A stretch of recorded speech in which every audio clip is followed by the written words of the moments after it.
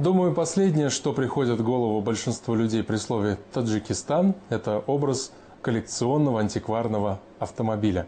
Скорее «Газель» или «Копейка Жигули», не в обиду будет сказано. Но не создавайте себе стереотипы. Они на то и созданы, чтобы их ломать. В республике много настоящих ценителей, фанатов ретро-автомобилей. В поисках какого-нибудь грузовика военного времени или Кадиллака, выпущенного ограниченным тиражом в 50-х, они ездят по дальним весям и кишлакам. И, как ни удивительно, находят именно там, в глухих таджикских кишлаках, а не на выставке где-нибудь в Монте-Карло. Не все вещи с годами дешевеют. На этом поле таджикские коллекционеры выставили старые автомобили. Они имеют свою цену, историю и личную характеристику. Это первая такая выставка для Таджикистана. Выставку «Авторетро Душанбе» приурочили ко дню рождения столицы. Местные коллекционеры выставили 80 автомобилей 1931-1970-х годов выпуска. 20 лет тому назад. Самого старого железного коня пригнал Рахимджон Назаров из города Вахдат.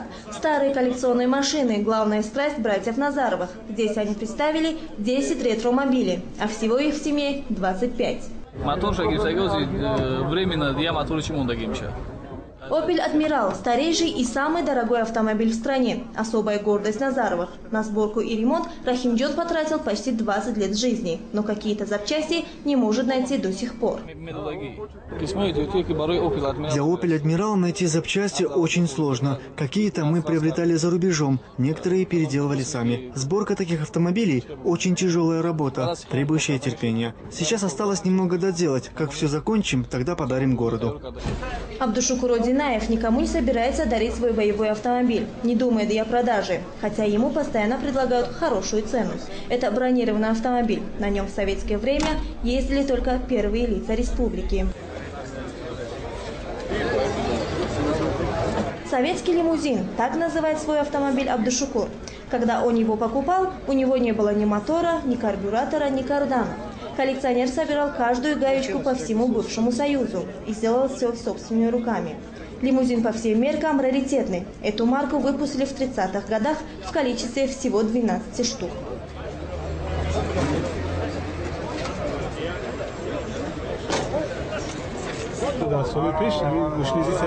В прежние годы такие марки ЗИЛ-301 изготавливались только для правительственных лиц. Когда они выходили из эксплуатации, то их читировали и сдавали на металлолом. Я не знаю, как эта машина уцелела. К счастью, она попала ко мне. Такие машины выпускались по спецзаказу. Вот этих лимузинов было всего 12.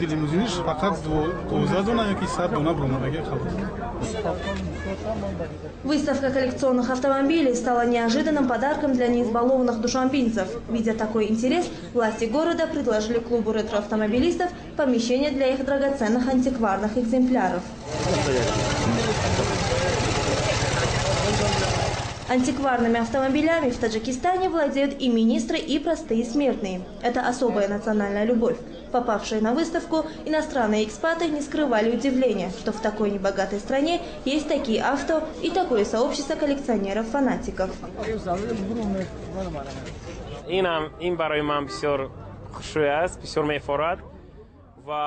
Я уже долгое время нахожусь в Таджикистане, и мне даже не верится, что здесь есть столько прекрасных антикварных автомобилей.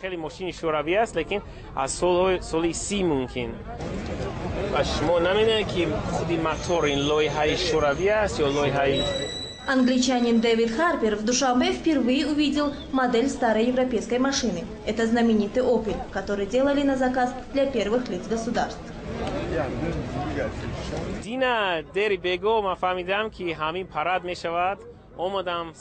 Я узнал, что состоится фестиваль-выставка, и с раннего утра стоял и ждал открытия. Лично для меня это очень интересно, потому что на выставке представлены очень старинные автомобили.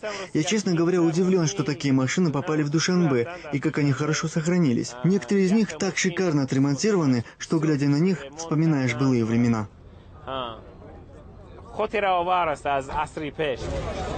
Владельцев коллекционных авто мало интересует их функциональное предназначение. В данном случае машина как раз роскошь. Для них важнее возраст и история. Автомобиль Рустамбека Рауфова привлек всеобщее внимание именно своей историей. Вездеход ГАЗ-67Б – военная машина. В годы Великой Отечественной войны на ней ездили генералы армии и в силу технических характеристик разведчики. Такой больше ни у кого нет, говорит хозяин. Этот автомобиль 1941 года производства. Я купил его у русского мужчины, дяди Саши из Шахритовского района. Машина была в ветхом состоянии. Я покрасил ее в заводской цвет, а запчасти купил за границей. На ремонт ушло 3 года. Над ним 1 год и 6 месяцев работали 3 мастера, а потом еще 3 мастера около 1 года и 8 месяцев. Я готов потратить столько средств, сколько потребуется для полного ремонта, потому что на таком ездили только генералы. После войны каждой советской республики раздавали по одной такой машине, и тогда на них разъезжали чиновники. Владельцы хвастаются, что их автомобили могут стоить и $100 000 и больше. Но специалисты говорят, что пока это все же хобби для избранных. Вот и на первой выставке «Авторетро Душанбе» ни одной сделки не заключили. Люди предпочитали фотографироваться на фоне красивых машин и заглянуть внутрь. Но вот про цены никто не спрашивал.